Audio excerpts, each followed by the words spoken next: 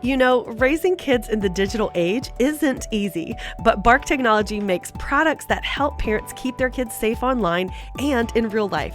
They have an app, a phone, and a home device that lets families set parental controls on their internet-connected devices.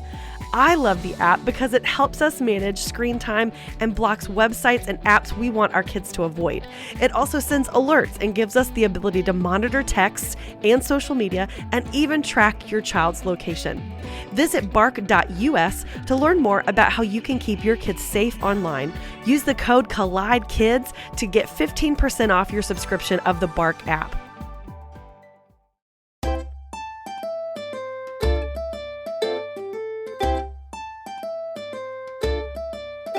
Hello. Hey, y'all.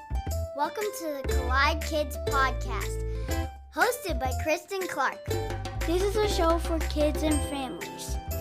You are going to meet new people and have fun while you listen. Let's do it!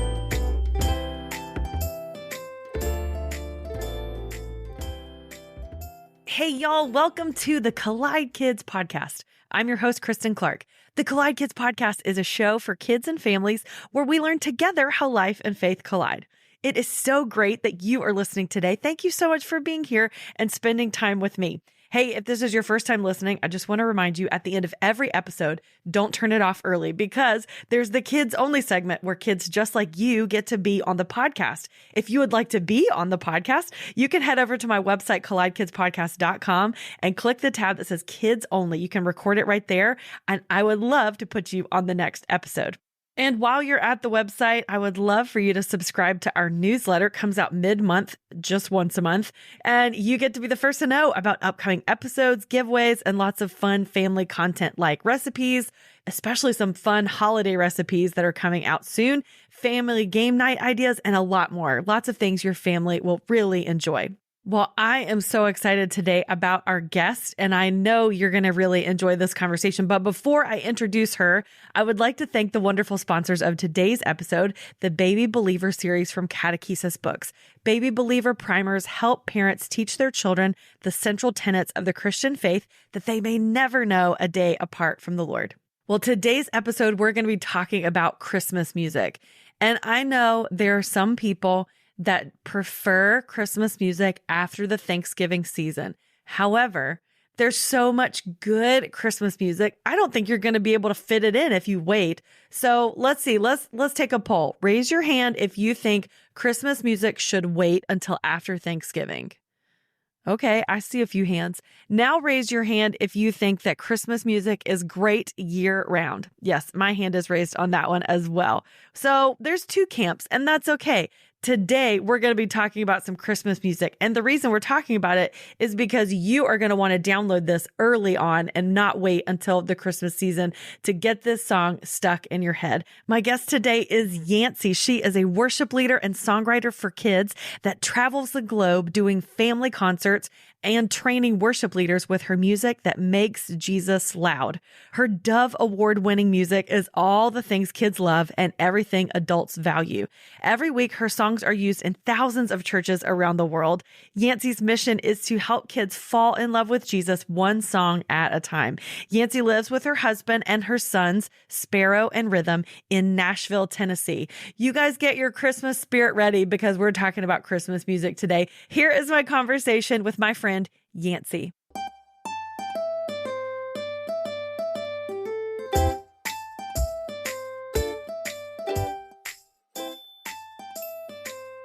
Yancy, I am so excited to have you on the Collide Kids podcast again.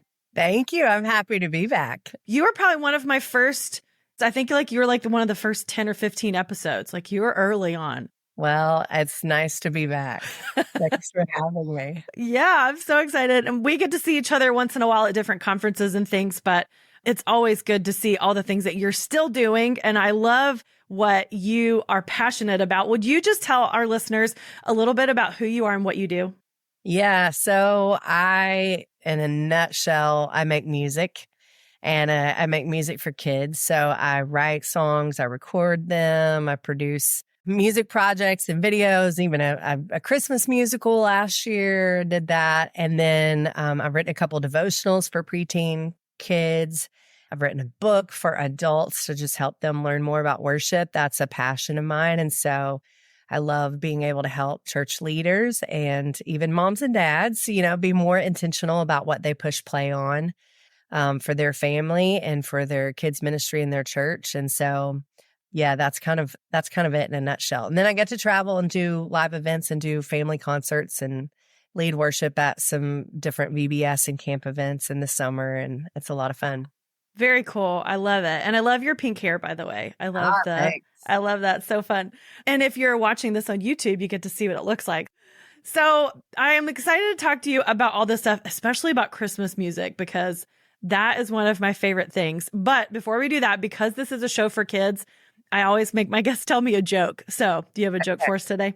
Yeah, it's like a joke / really like a meme, really. Okay. I love memes. I don't know that there's a full-on punchline, like a real joke, but I saw this just last week, actually scrolling on my phone on Instagram, and it's a picture of Jesus in a coffee shop. Okay. So just picture that.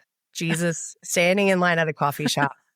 And there is a sign that says 1 free coffee per person. And so Jesus goes to place his order with the barista guy, and he says, "So I guess I'll take 3 free coffees." Because the Trinity. Father, Son, and Holy Spirit, 3 in 1. And so Jesus, I guess, was caffeinating himself up for this road trip that he was taking with the disciples. And I love that. That's good. And I love coffee, so that's fun. Now, I love memes, and I post them on my social media all the time. And it's been dubbed my meme ministry because I have a lot of church leaders I found out that started following me for that. So I'll have to find that one and add it to my meme ministry. I can send it to you. Okay, please do. I'd love that. Let's talk a little bit about Christmas music. Mm-hmm. Tell me why you decided, because you do a lot of kids worship songs, you do a lot of covers, but you also have written a lot of music for kids and preschoolers, which are great. We still sing Hosanna, ho, ho, ho. That's my favorite song. Yes. Even though it's a preschool song, we did it all the time when I was a kids worship leader in the big kids, and they loved it. Every year, the Spotify Wrapped thing that comes out at the end of the year, it's still every year. My number one That's song. your number one. That's good. On my Spotify Wrapped, which is amazing in so many ways. And then there's a part of me that goes, seriously? Of all the ones, right? else that people will love as much as that one. But yes, it's a sweet gift. Yes, it's great. And another thing that I love about it, being a kids worship leader, is I love being able to incorporate things that kids would hear on Christian radio or hear in big church. So they're not just getting kids songs that are just for them, but they're getting songs they can carry into student ministry or, and so you created a lot of those songs and adapted them for kids because sometimes those songs are really long or they're too low for kids to sing. Yeah. So I love that you did that. Tell me a little bit about how you got started in kids worship. I know that we touched on that in the last episode. I'll be sure to put that in our show notes, but how'd you get started in that? Let our listeners know. Yeah. So I've been making music for a long time now, 27 years total. And music was always the thing that I set out to do. And I'm sure I explained that last time. But there was a series of years. I mean, really, it was probably spread out over about 5 years or so, where it's just I had a chance to write this one song for a summer camp program for kids. And I kind of say God led me through a bunch of easy yeses because it was just kind of record this one song and then go back to doing what I was doing and then record another song for kids. And I finally got to a place, released my first kids album back in 2006, and then still didn't even know for sure that was the path God had for me. And as I walked stuff out just the following 18 months or so, just a lot of things in my life changed. And it just became more and more obvious that God was opening up doors for me to do music for kids and for families. And there were people asking me to do that. And then at the time I was doing some events for a couple of different ages, but it was just easy to see that, okay, the event that I was leading worship at for preteens, I just was connecting with that group of kids and they were really responding to what I did. So it just got to a point where it was okay, well, let's do this, And I I grew up around children's ministry because that's what my dad did. So it wasn't a foreign world. And so I think that's why it was so easy, like at that point in my journey to just be like, okay, let's do this. Because it's not like it was like, okay, now you're going to speak in French, and you're like, I don't know how. Right. It was definitely like something that was very familiar and close with. I just had not previously planned to take all of my musical goals and apply them to that specific age group, It's been a lot of fun. So that's been my focus now since 2008. And it's cool. It's like my first group of preteens and stuff are all now, married and having kids of their own and working jobs at their first church. And it's been really, really fun and sweet, just even in the last couple of years of like running into some of those different people at conferences I go to and stuff. And they've got their own memory, like attached to what my music meant to them, Yeah, that's really cool. And that's cool when you can be in ministry for that long, where you can experience that cycle. So that's really neat. And I love your music because I'll tell you, when I was growing up, kids' music that I listened to was most of it, not all of it, but most of it was pretty hokey. It was very it was like the fake children's voices singing a song. And that's, to me, to this day, is nails on a chalkboard. I don't like hearing fake children's voices. Like, actually get kids to sing on the album. I don't understand. I love that your music is easy to sing, but it's also a lot of fun. Is that something that you set out to do when you create songs, is what's really fun or what's really engaging for kids? We'll be right back after this. One of my favorite things to give at a baby shower is a cute book, and I especially love the idea of that book being colorful, educational, and full of theology. That's why I'm really excited to introduce you to our sponsor, the Baby Believer series by Catechesis Books. These primers help parents teach their children the central tenets of the Christian faith that they may never know a day apart from the Lord. Moms Danielle and Jessica looked everywhere for fun educational books for their toddlers that also introduced their little ones to the basics of the Christian faith. When their search came up empty, they decided to create their own books. These 12 books are designed to grow with children from early infancy through elementary school. They are extra sturdy board books made with non-toxic inks and coatings. I love that. The Baby Believer series of board books are a colorful and creative way to introduce your child to the Bible while teaching them basic skills such as counting, movement, and the alphabet. How cool is that? Go to catechesisbooks.com to purchase yours today. Yes. I mean, I think there's always elements of that. And especially when it's the music that I'm doing for younger age kids, then sure, there's a whole lot of action, a whole lot of movement and fun that you want to be there. But yeah, I think for me, I always set out to perform music and to write music. And so those were my dreams and goals. And so when I started doing stuff for kids, it didn't mean that I wanted my musical art to be any less. Like I still want to write songs that have a great catchy pop hook, I want, I want the music to sound normal, which I think is like what you were describing before. Like there's so much music for kids that doesn't sound normal. And that's why it can be so frustrating. Yes. And annoying to listen to. Right. It's like, I'll listen to stuff. I'm like, why? Why does anyone make themselves listen to this on the speakers? This isn't good. And so, I'm coming at it still wanting to make great music, still wanting it to be good as far as like an art project, I still want it to be good.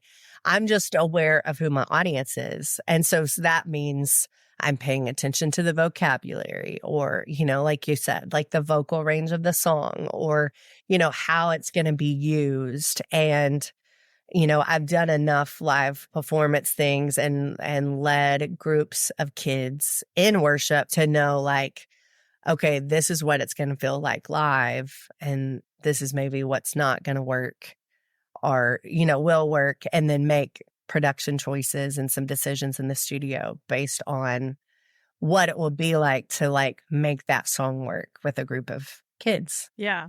So just kind of able to put all those things together, but definitely happy, fun, energetic. Yeah. And I think that's good too to consider, like, how is this going to sound when a group of kids is singing it? How is this going to sound in a large room or whatever? And you have that experience because you still leave worship to this day. So you're still able to know that. So that's really cool. Speaking of happy music, your Christmas album is one of my favorites. We did that a lot, especially around the Christmas season. And I love Christmas all the time. So I don't know about you. What's the earliest that you start listening to Christmas music? Well, it all depends on the year, I guess, because if I'm working on something or not, it's like the thing is, what people may not realize is like when I made a whole Christmas album, we recorded it in May. Oh, wow. Because like that's what you have to do to have it ready for Christmas, fall, and like get into all the systems and all the things. Yeah. So it's like you're never doing it in the right season by any means. I'm more of someone that likes to be prepared. So I'm certainly not a wait until after Thanksgiving person. Same. The people that do that have very little stress in their life and obviously have a lot of extra time that they can cram all that together. Like I'm one of those people, like I get my house decorated for Christmas sometime earlier in November, because we go out of town for Thanksgiving holidays. And so it's like, I need Christmas to be like fully operational. Yes. Before that takes place. Yes. And I love like wrapping presents is one of my favorite things, actually. Like gift giving is definitely a love language of mine. No doubt about it. Like, let's just state the facts. Like gift giving is certainly there. But specifically, I love to wrap presents. I'm very anti a gift bag. Oh, okay. Because, I mean, they're just so lackluster to open up, Yeah. It just happens like that. And yeah, and so I'm very against them. And so I love wrapping presents. So I plan ahead for Christmas because I have to start wrapping, and I even have to get certain presents ready for some of our family that lives in another state that we go see at Thanksgiving. Like I get things all ready for them for Christmas, like before that. So wow, I get my ducks in a row. That's good. I take no offense in Hobby Lobby putting Christmas stuff out in the summer. Yeah.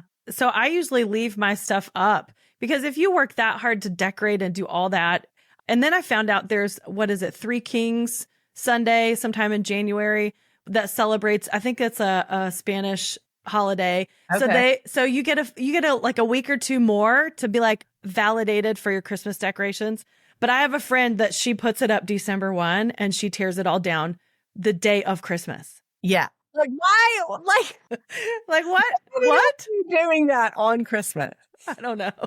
So you have some great Christmas music, like I said before. And you said earlier that somebody made a comment about your music, that it was very happy Christmas music. Tell me a little bit about that. Was that your goal, to make happy Christmas music? I mean, I don't know that I had thought about it. It was so funny. So I have a Christmas album called Have a Fancy Yancy Christmas. And then I've recorded a bunch of other single songs or like shorter EPs of Christmas songs since then too. But when I made that album and, like first started having some people come over to the studio and hear what we were doing, or even when it first came out, like people kept commenting like, it's so happy. And like, it was like left us scratching our head because you're like, why? Like people are saying this as it's odd. And like, that's not what Christmas music normally is like, Yeah. But, sometimes, especially the traditional Christmas music, it's just lots of slower songs and sleepy songs and, string and orchestra. And there is a lot of Christmas music out there that is just maybe a little more reserved or even drab. And, and so, yeah, my Christmas music is super happy. Like even, I guess an example of that is like, I took Have Yourself a Merry Little Christmas. That's normally like this very slow song traditionally. And I actually like sped it up and made it be a fast song. Cause it's like the lyric matched that vibe. Yeah, for sure.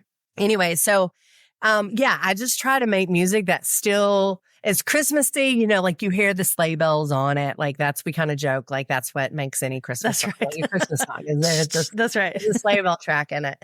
But aside from that, then it's just still trying to make energetic, happy, fun music that is a good time and makes a good soundtrack to do your Christmas decorations or go Christmas shopping in the car or go to your soccer practice or whatever thing, go to church. Yeah. Yeah. So definitely just making happy, fun Christmas music now it's become a thing. So I can Right. keep it up. Yeah. Which really does make it more exciting for kids, because when they hear Christmas music, you don't want them to dread it. But at the same time, I think a lot of the slow ones tend to be very nostalgic.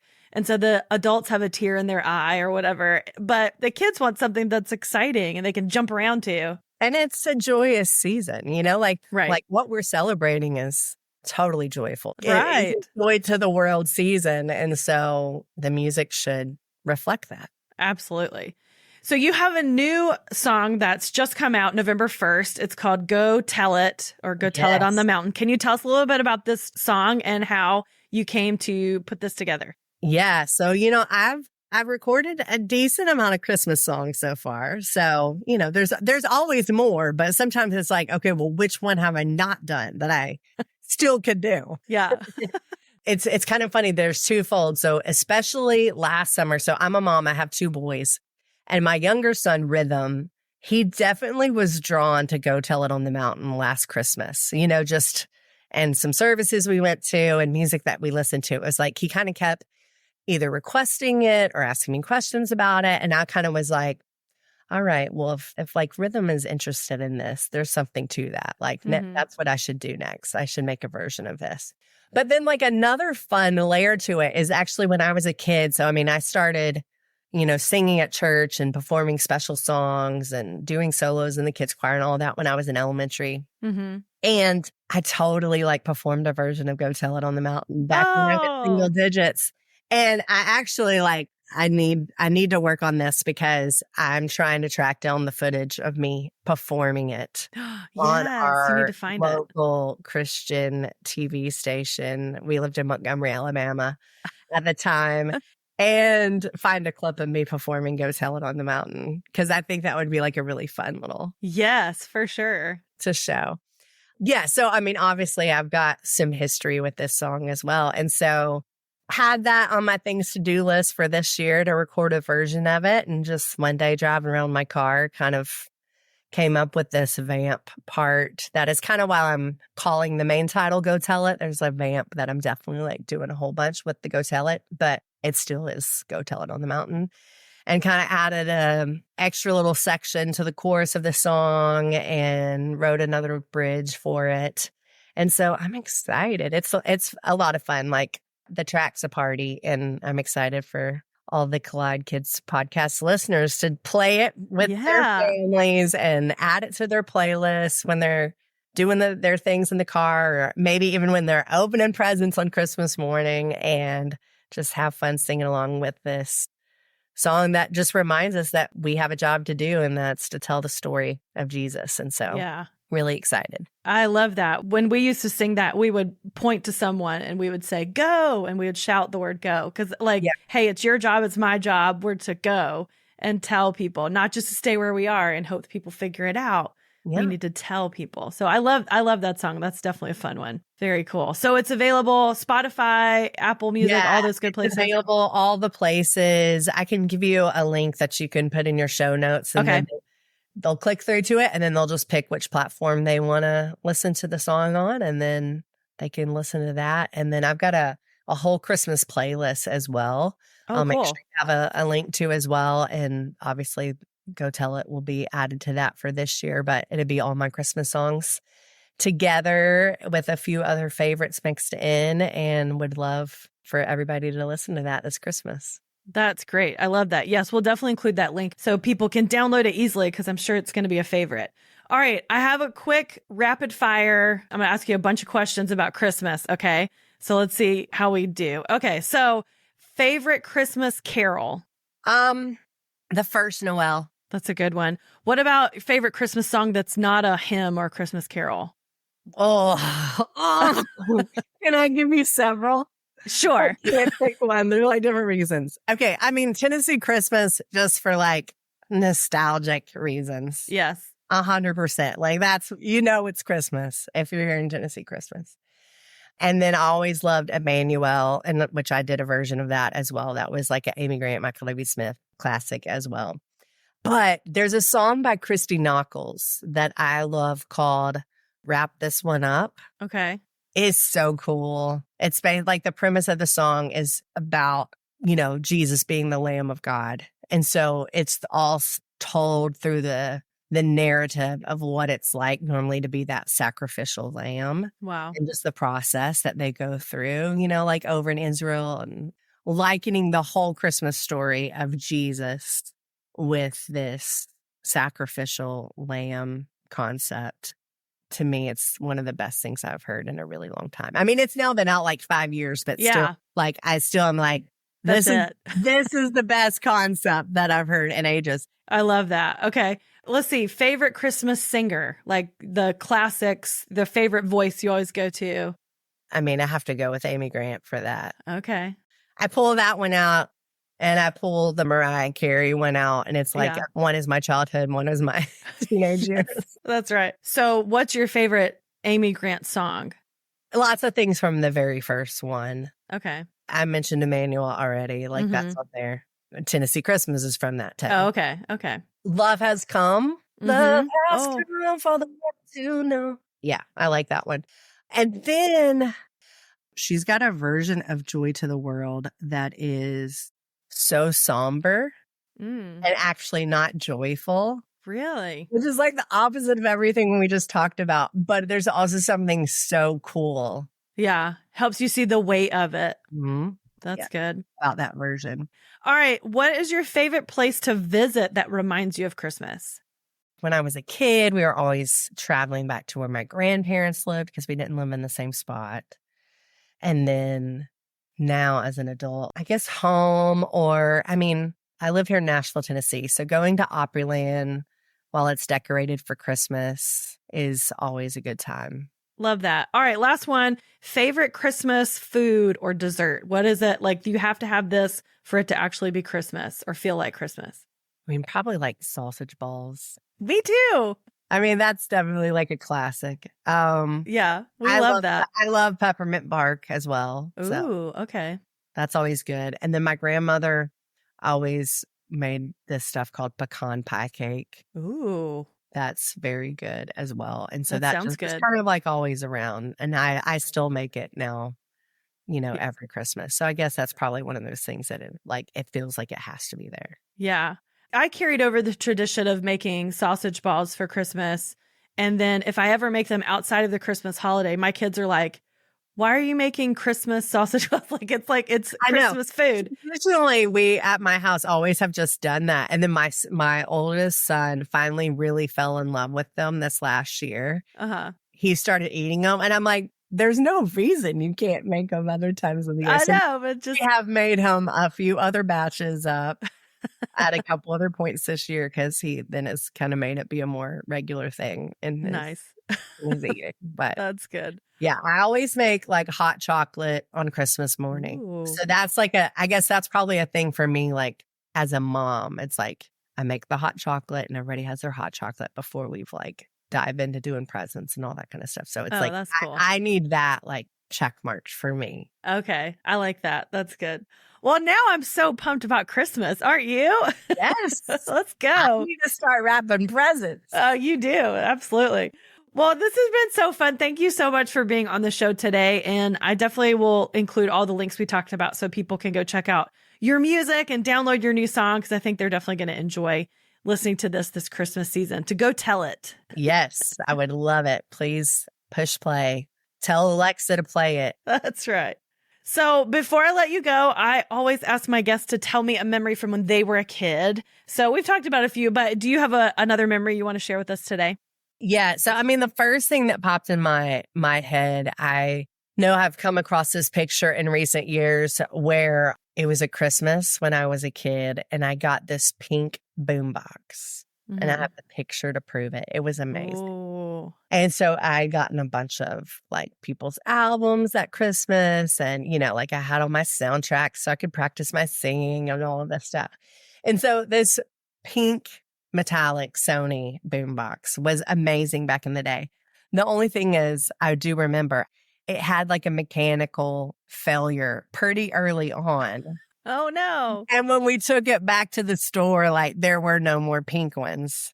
So I ended up with just like a normal black one moving forward. But on Christmas, the pink happened and there is a picture. Nice. When I had a boombox, I had a plain black one, but I would always record stuff from the radio. So I'd put my cassette tape in and I would have my trigger finger ready. And whenever an Amy Grant song came on the radio, I'd record. So I never got like the first 10 seconds of her songs. That's a fun memory. Well, cool. Well, thank you for sharing that for us. And thank you so much again for being on the show. This was so fun. Thank you for having me. It's always a good time.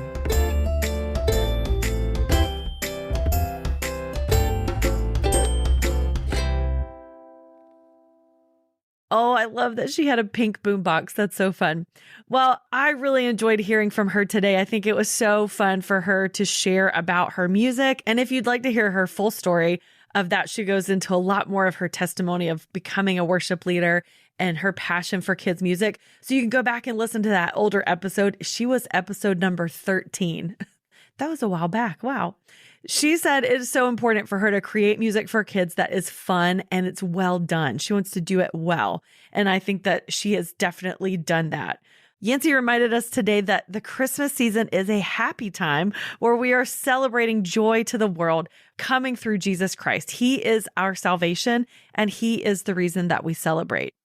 It was so interesting to learn today that Christmas music albums have to be created really far in advance in order to be ready for the Christmas season so we can listen to them. So if you're someone who loves Christmas music year round, if you become a songwriter or a music producer someday, you will definitely be enjoying Christmas songs in the spring and in the holiday season. That's good to know. Well, talking about all these Christmas traditions and Christmas foods got me thinking about all the special holiday foods. I'm interested to know, does your family make cinnamon rolls or sausage balls like my family does?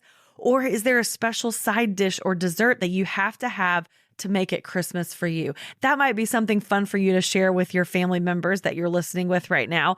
Or maybe you can text your grandma and say, make sure that you make the special cake that you always make for Christmas. So it's a good reminder to get those things ready because Christmas is really right around the corner.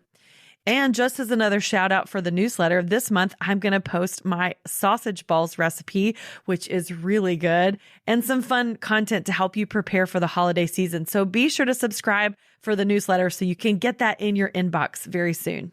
Yancy's new Christmas single, Go Tell It on the Mountain, is available wherever you get music. You can watch the lyric video on YouTube or tell Alexa, play Yancy, Go Tell It, or listen wherever you stream your music. Well, now it's time for the kids only segment. This is the part of the show where you get to be on the podcast. So this is really fun. This is Yancy's son, Rhythm.